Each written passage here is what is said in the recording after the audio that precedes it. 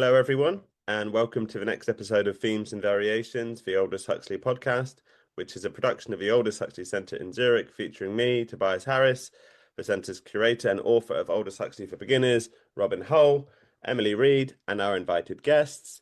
Today, we will be turning our discussion of Huxley's politics into a text which he published in 1941 of a historical study, Grey Eminence. It's an absolutely compelling study of one man's role in prolonging the 30 Years' War in 17th century Europe, which led to the deaths of millions of people, perhaps a third of the people then living in Germany.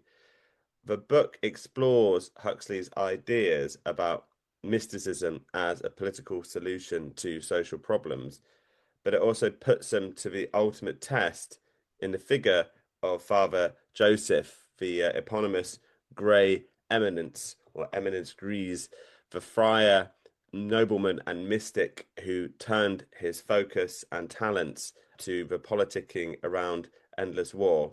So I'm looking forward to today's discussion very much, and welcome back, Robin. How have you been? Fine, thanks. Lovely to see you. Fantastic. It's great to see you too. I'm going to get us started maybe with an initial discussion of the 30 Years' War.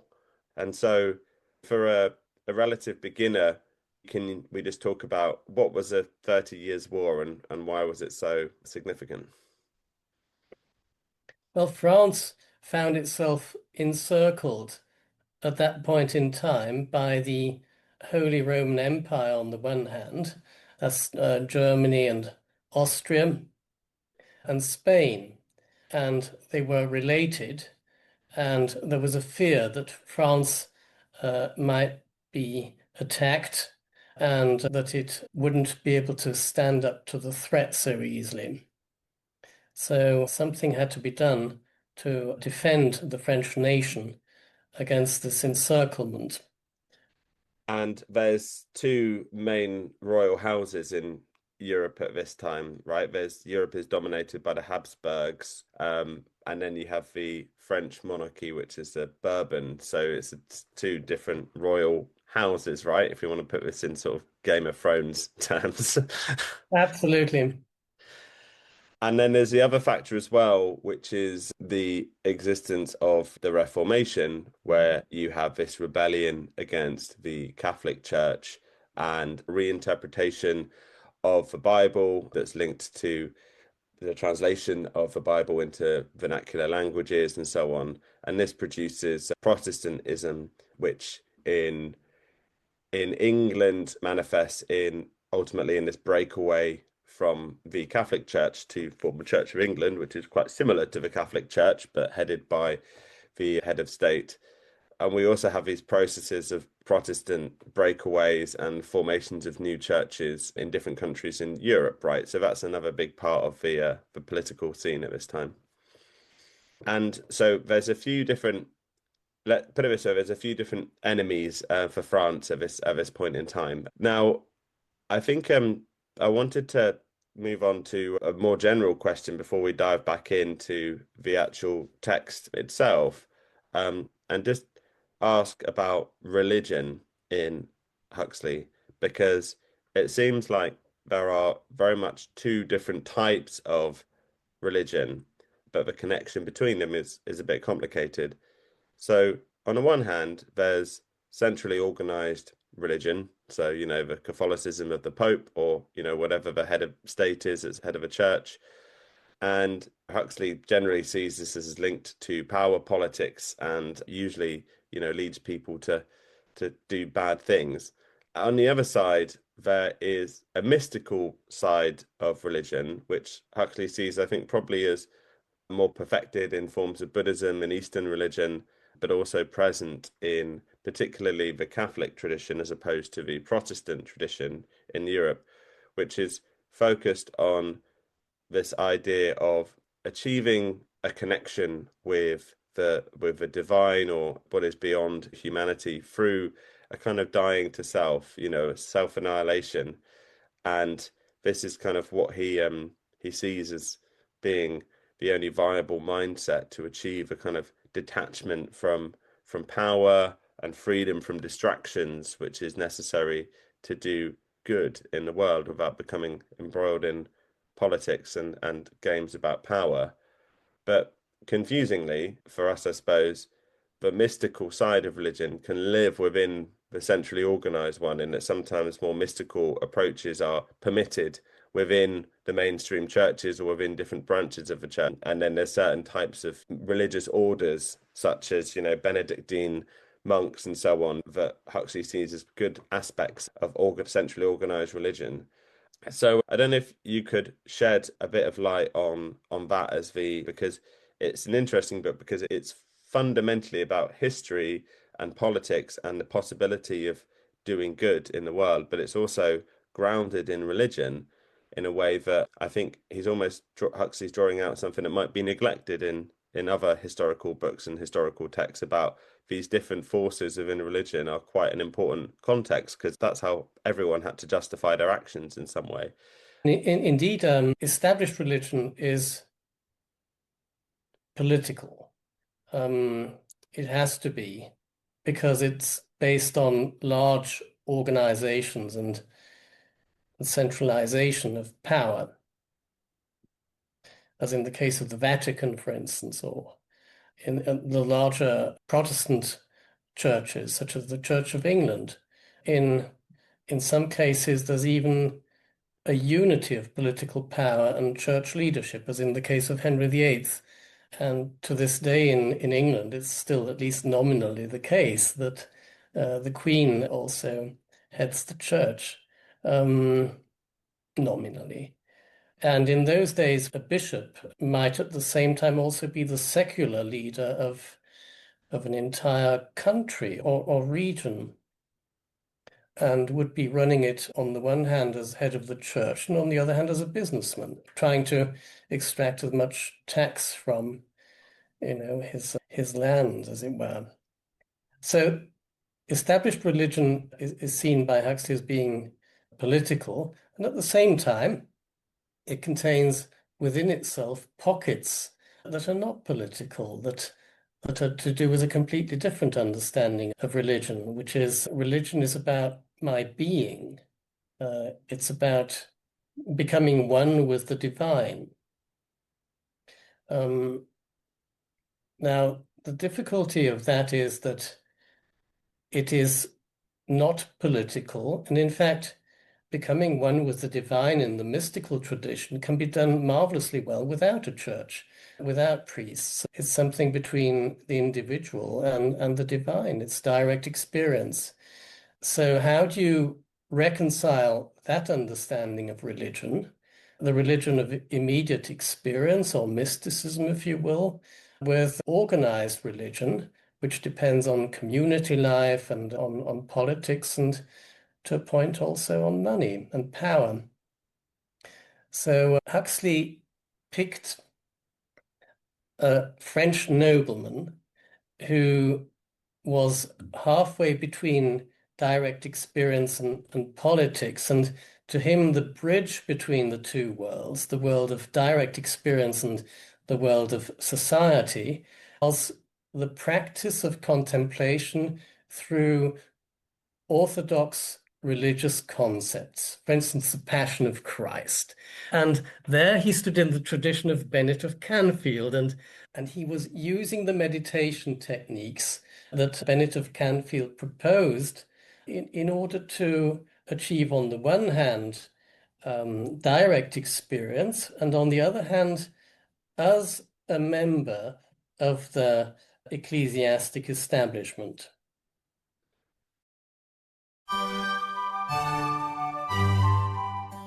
In a departure from our usual segment format, we are going to be presenting you with a book review today. This book is held up by Toby here. It is called Aldous Huxley and the Enemies of Freedom. It is a new book by Uwe Rasch from the University of Munster, and it is published by Palgrave Macmillan. And Toby, you've been reading it, so can you tell us a little bit about Uwe's new book? Yeah, so this is a really, really interesting study of Aldous Huxley's political thought. There it is. Look, here's a book. As it developed over his lifetime. It's only very recently come out. I've only just got my hands on a copy. And I have to say that I think this is a really significant contribution to our understanding of Huxley and his politics. And it just seems very relevant for the era that we live in now, because it's really taking you through how Huxley grappled with the problems posed by, as the book says, the enemies of freedom, which are really like big ideologies, big concepts, big capital, the state and so on, and how he comes up with a political approach that allows us to kind of transcend those limitations. It all sounds very big and, it is, as you say, very relevant for the era in which we live, which supports our view that Aldous Huxley really does have something relevant to say to a lot of the questions and the issues that we're grappling with even today. Yeah, and there's lots of really fantastic bits in here, like where Huxley is shown to anticipate everything from, modern design theory through to, the philosophy of Deleuze. And there's even a lot of material in here that's really well quoted. And he draws our attention to the Hearst essays, which Huxley published in the early 1930s in an American periodical, but are just really fascinating. So we're going to do a full episode with Uwe dedicated to this book, but get ahead of that episode and order it from the Palgrave Macmillan site today. Yes, it's going to be really fun.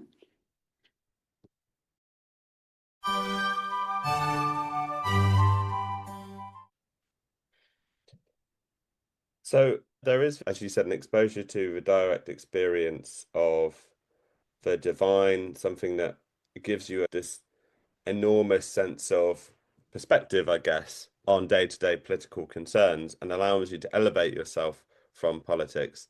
But the figure of a great eminence, Father Joseph, he belonged to a branch of that mystical tradition which focused on the passion of Christ, i.e., on contemplating the crucifixion.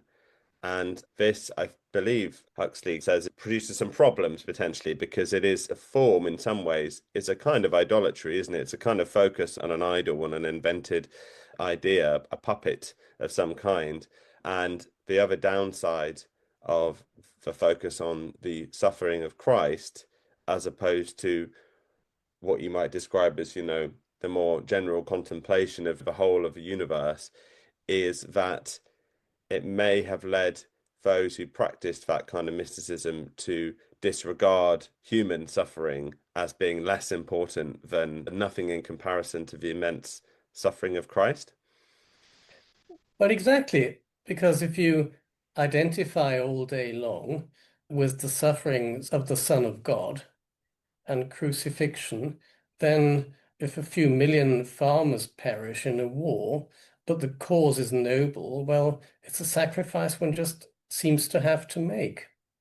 In the mystical strain of the Christian tradition, Huxley points to what he calls the dark night of the senses, which is when an individual is touched by the divine and has to let go of all words, all conceptions, even the most sacred ideas as expressed in theology, say in the Bible.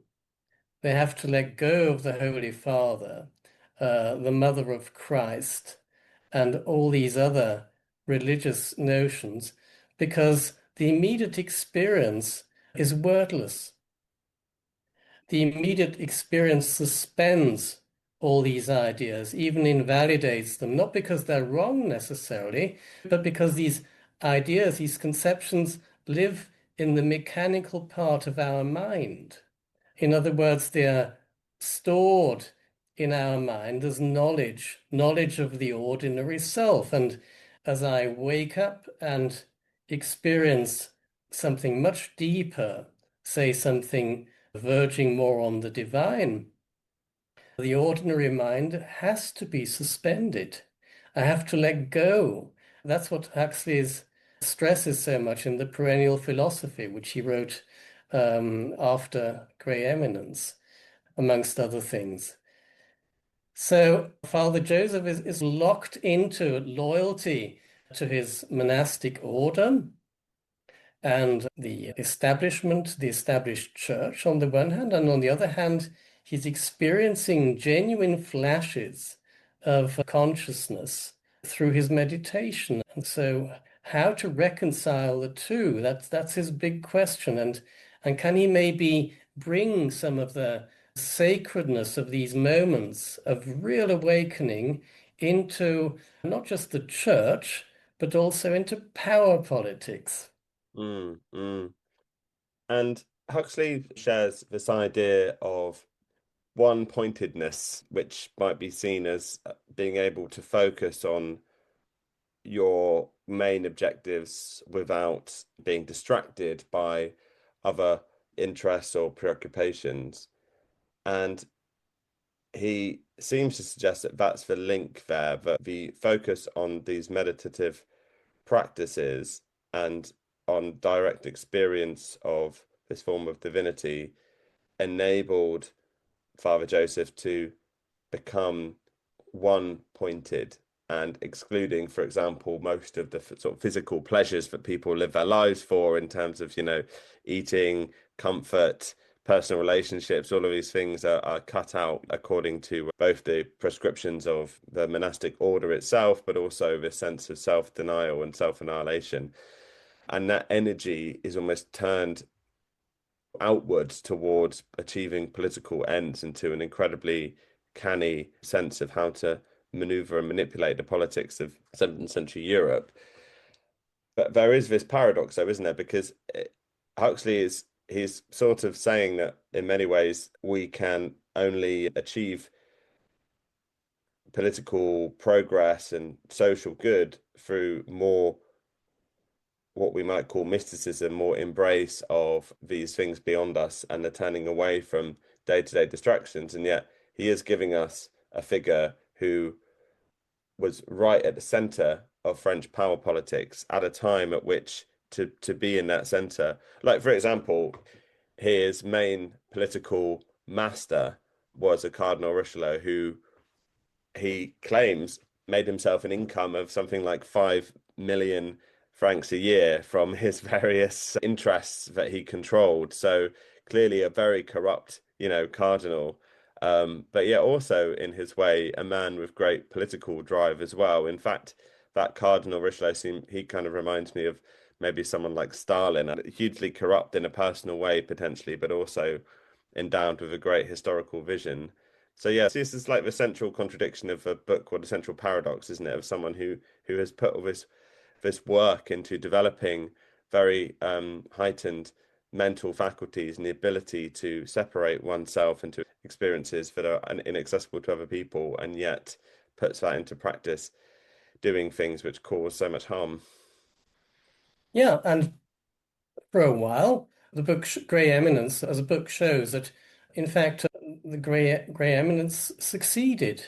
He succeeded in doing some good, in mitigating the effects of certain military campaigns in France, avoiding unnecessary bloodshed, and so on. But the main message of this book is that mysticism cannot reform a society top down.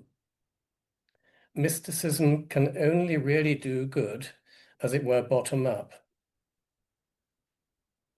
Yeah, and so there should be a separation. And I think he insists that groups that do want to do good works can only do that from the margin of society as opposed Yes, to right from the center. And he gives, communities, in other words, as outlined in Ends and Means.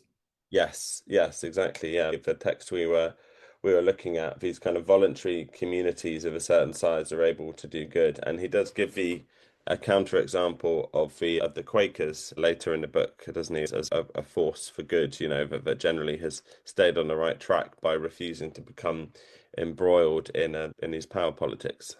Exactly. That I would see as the main message of the book. Mysticism, in other words, cannot engage power politics at the top because power politics are driven so much by the very worst part of human nature that it's hopeless and self-defeating.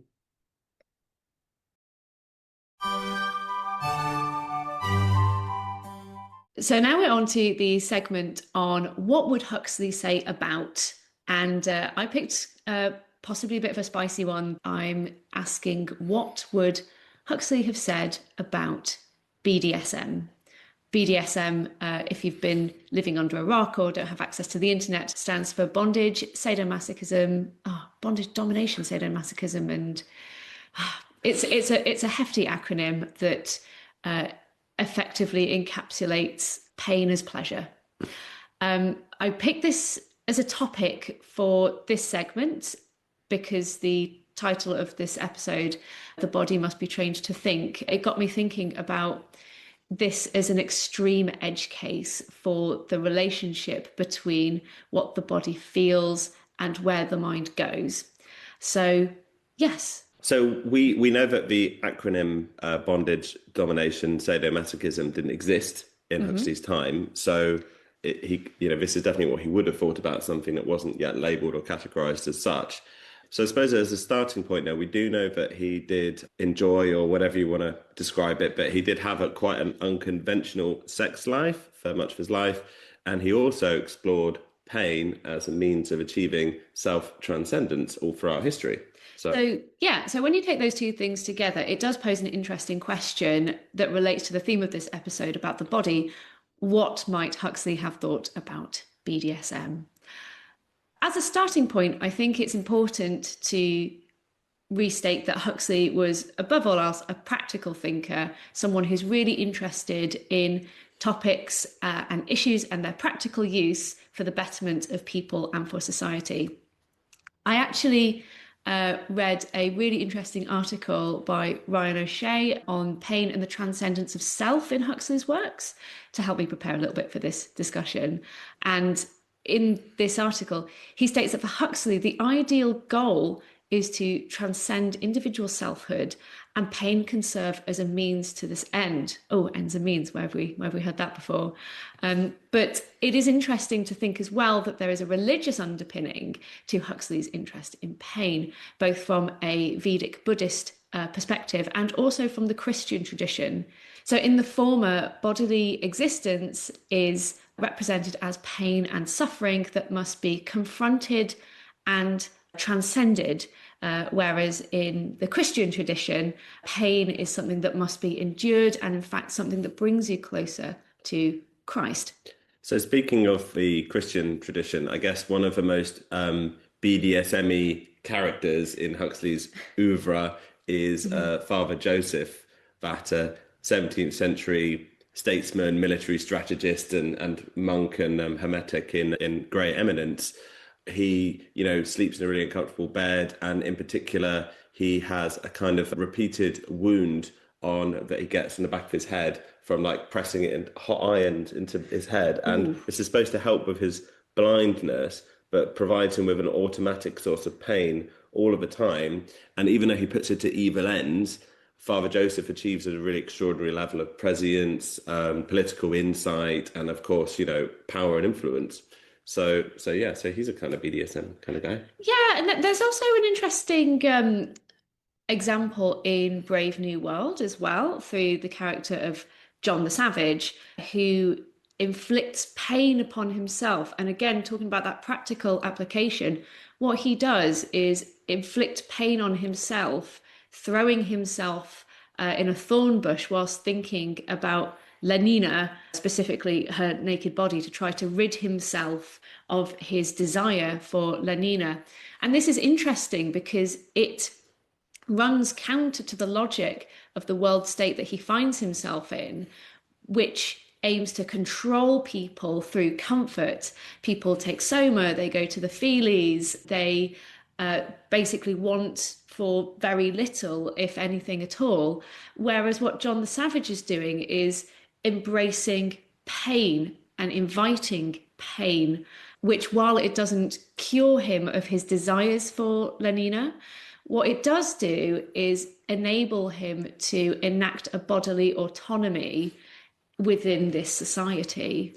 But we should remember that a form of ritualized BDSM does exist in Brave New World as part of what's known as the orgy-porgy ritual, before the orgy begins, there's like this really silly sounding circle of people that slap each other on the bum Nice. before they get to it. So that's a very limited, kind of very safe, very ritualized, very collective form of sadomasochism that's then linked to sexual pleasure. And that does make me think that if Huxley were to comment on the practice today, he might have a problem with the fact that it's a kind of playground, it's a fairground, it's safe, it's controlled, it's compartmentalized from the broader self.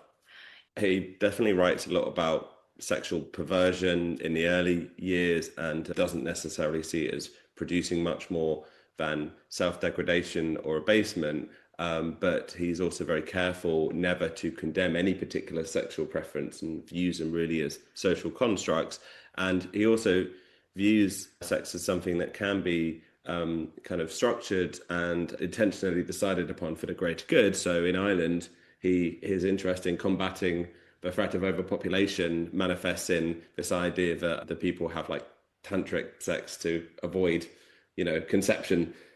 So he was increasingly interested in that. So I think if we had a later Huxley, maybe we could have an interesting discussion about this topic. Absolutely. So I think as a closing remark then, what might Huxley have thought about BDSM? I mean, obviously we don't know because it didn't exist, certainly not in the form that it does when he was writing, but we can speculate that he might have seen a practical application for these kind of practices and pain as a site of resistance, perhaps self-governance, and maybe even a pathway to a higher self.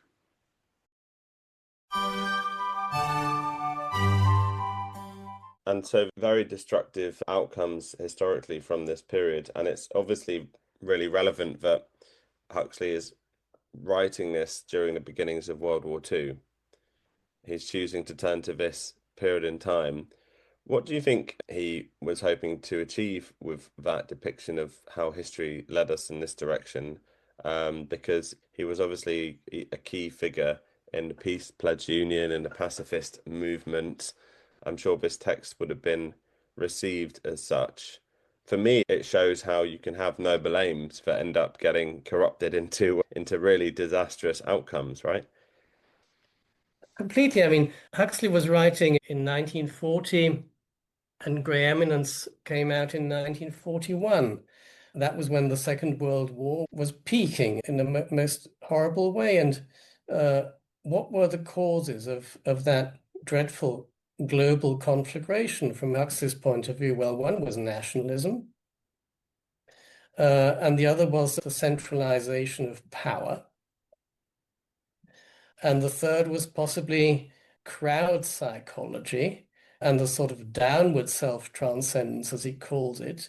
If you, well, cultivate hatred in masses, in military parades, in military gatherings, a little bit like the Nazis and the Stalinists in Russia. He could see all this starting in a big way in the 30 Years' War. Imperialism also received an incredible boost from the 30 Years' War because, I mean, Louis XIV was 10 years old when the 30 Years' War ended. And what did he do? He created, from the momentum of the victory in the Münster Accord in 1648, that momentum helped him to build this colonial empire. So you've got in the 30 Years' War the very worst in power politics that is certain to create enmity between peoples and theoretically lead to the extinction of the human race. That was what Huxley was getting increasingly worried about, and that's what Grey Eminence also touches on. Yeah, it's really interesting. We talk a lot about how Huxley wanted to make the world a better place, but it's probably worth bearing in mind that he saw the world as being bad, but that didn't lead him into a cynicism. He saw that things could always get worse to some extent, and so events such as the 30 Years' War, plunging Europe into 3 decades of, barbarism, of mass murder, mass sexual violence, cannibalism, clearly could not have improved the world. That clearly this would have a lasting effect on psychology, on a mindset, on the formation of nations. So I think this is a really important element of what Huxley is able to do. Even if the world seems bleak, it can get a lot worse than it is. So it's important to understand what we can do to kind of mitigate that. But I think we need to touch on, just before we move on to kind of political lessons of this, the motivations that Father Joseph moved through are quite interesting, because initially it's actually he wants to avoid conflict especially between the Catholic side of Christendom. He doesn't want there to be this continual conflict.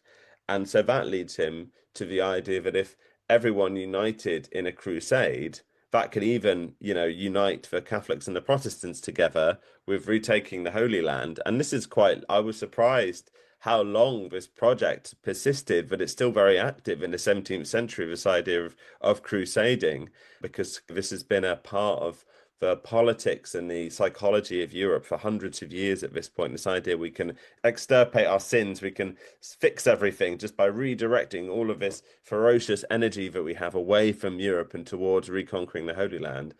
But he starts from this idea of bringing unity to the different countries in Europe, and he ends up with this prioritization of the victory of France as a symbol of divine providence. And so I think what's the lesson there? It's something to do with how you can have the best aims, the loftiest aims, at least, there's obviously clearly issues with the idea that your loftiest aim is a crusade anyway. But it's almost like this progress if you choose to like outgroup any group, if you choose to separate any group from your main group and say, right, we can direct all our energies against them, somehow there's this process where you're going to end up in nationalism, really. That's a logical conclusion of it. I would agree. It probably shows that even if you have moments of divine insight, you won't do much good if you're working for a boss who's a criminal and mass murderer. Well, I suppose Huxley would argue that when we're distracted, we are not aware. When we're distracted, we are not conscious. He would even go so far as to say that when we're distracted, we're not human, we're subhuman. In other words, being distracted is a very serious matter. Yeah. So, what is the nature of distraction? Distraction is noise, inner noise, made by the mechanical part of our mind. There's emotional noise, there's intellectual noise, there's language noise, there's little appetites, there's associations, daydreams. All these things distract us from what we might be at the same point in time if we were awake. Brave New World is a society that thrives on distraction, and it's inhuman because it prevents the citizens of the world state from awakening as far as possible, to keep them in a kind of shallow, distracted happiness. So distractions are an enormous existential threat. As I talk now, it's distracting me from myself. I imagine listening to me can be rather distracting in the same way. Huxley takes these things very, very seriously. It strikes me that even the act of doing something like making a podcast is potentially adding to the level of distraction, unless we persuade people to become less distracted through the podcast, which I hope we can manage. We can only hope so, right? But I hope so. Yeah, I hope so. I hope we're not simply I mean, adding to the problem. to make matters worse, I cannot decide not to be distracted, because this inner noise in me keeps, well, announcing itself all the time. So if it's such a serious problem, what then can free us at least by moments, from distractions. That's the kind of inner work, maybe, practical inner work, that the perennial philosophy will address in his spiritual magnum opus. Yeah, absolutely. And there's definitely this progression from works which are quite political and about social organization, um, like ends and means, through to a real focus on, and it's in Grey Eminence as well. These are common threads in Huxley's work, that we're only going to achieve things by enhancing the level of people, the number of people that are more enlightened, that can be more detached, that can play better ethical roles in the world. And I think I wanted to kind of finish on this question of then what does that lead us to in terms of political action? So in the sort of conclusory chat parts of the book, on the section entitled Politics and Religion, Huxley writes that because we are always acting in the context of individuals who are at every stage of this enlightenment, but aren't, always at a very low level to maybe a slightly higher level.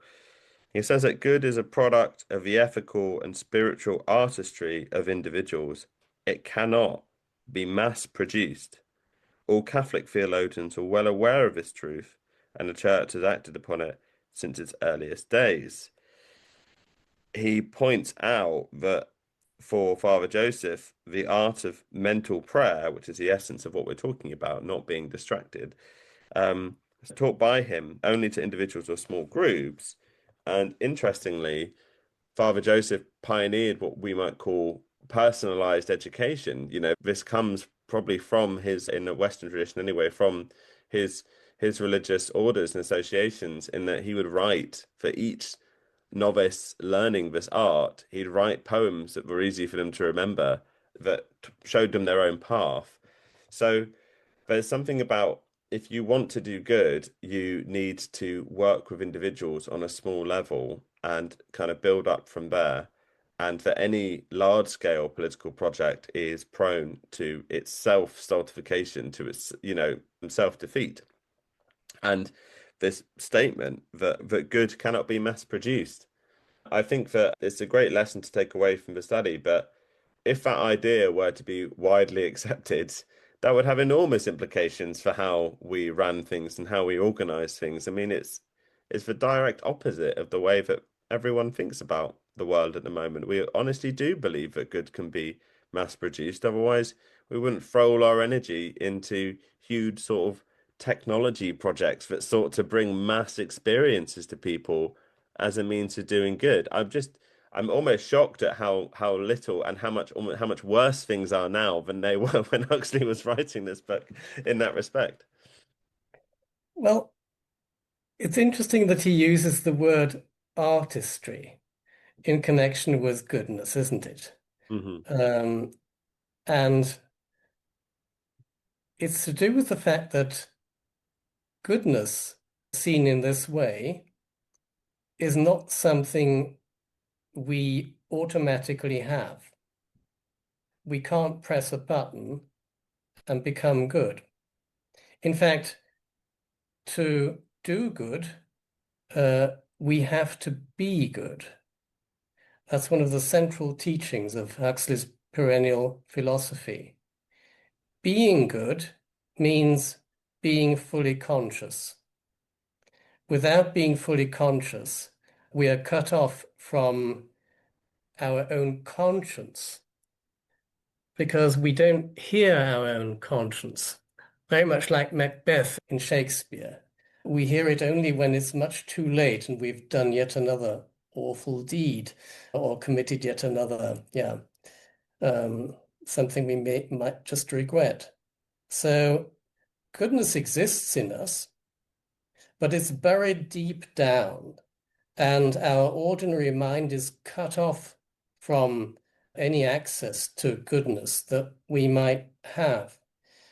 To become good, we have to bring the ordinary mind into contact as much as possible with what is in us deep down. that is what he calls artistry. In other words, it's actually artificially created through inner work. A good man, seen in that way, is a work of art. It's something that goodness appears after many, many years of contemplation, if it ever does. It can't be mass produced. Why? Most people don't see the point of inner work. Most people can't imagine that goodness could be buried deep down when it seems to be there on the surface at all times. Yeah, yeah. It's a very useful way to think about how we should be spending our time, and it is very much the opposite to um, say what someone like Bernard Shaw might say, which is the point of life is to pick a good cause and to work yourself to death for it, you know. It's very much the opposite of that, but actually only through contemplation and self-work are we able to have access to what the right thing is to do. And it does strike me that we spend so much of our time furiously debating what the right thing to do is about a given political conflict or war, when really there is perhaps no right thing to do at all in that situation. And instead, that ferocious energy that goes to the debate would be better dispensed of actually giving people access to, as you said, a true conscience that wasn't just motivated by material concerns. Well, that's why in Huxley's eyes, both socialism and liberalism can't really lead to an ultimate improvement of the human lot, because the hope is in both ideologies that if we change conditions, social conditions, economic conditions, the goodness which is intrinsic to human nature will come out quite automatically. Huxley says, no, it won't, unfortunately. Sadly, you can change conditions as much as you wish. It will not improve us morally, Mm, because in order to do good, we have to be good. It's impossible to do anything meaningful um, without a change in consciousness, a change in being. That's the meaning of mortification or self-annihilation. It's not that I commit mental suicide or anything. Quite the contrary. It's in fact that I make way for something in me that is of genuine value. In the Christian tradition and in other religions, it's called grace.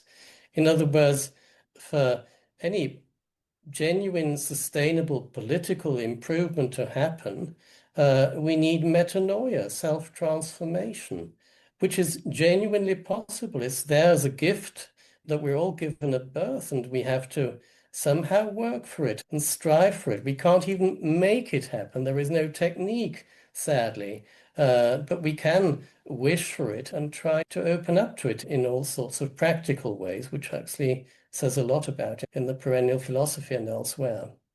absolutely. Well, I have to say, through these discussions, I feel like I'm experiencing my own journey towards understanding what some of these things really mean, and it is very, very interesting to do so through the means of studying Huxley. So, on that note, we should finish for today, and thank you very much for your time, Robin. Thank you.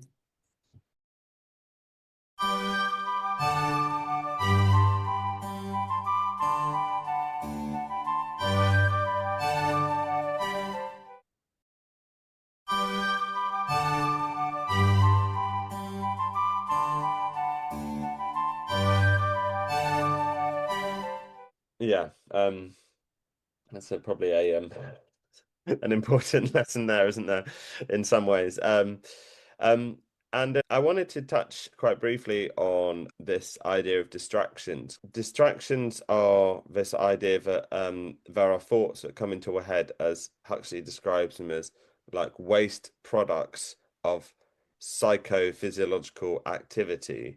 So, in a broad sense, these might be worldly, like bodily concerns. Am I hungry? Am I thirsty? You know, what do I want to have for dinner? That kind of stuff. But they're also a product of our environment that we live in. So if we surround ourselves with reading newspapers, for example, when we might be distracted by the events in there. It does strike me that there's not many people that have accorded so much ethical importance to distractions and to being distracted and the necessity of escaping them, because of course the world that we live in today is supremely distracting, and we do give a bit of a nod to we need to have some downtime, we need to have less screen time, we need to have some relaxing time, but we don't really seriously address the idea that distractions might actually be one of the main kind of psychological evils in the world that are preventing us from ever achieving any good, right? Because the idea is if you are distracted by these worldly concerns, your mind is too clouded to be good, and you'll simply be playing your role in following your desires and following the desire for power, which is the main determinant of so much human behavior.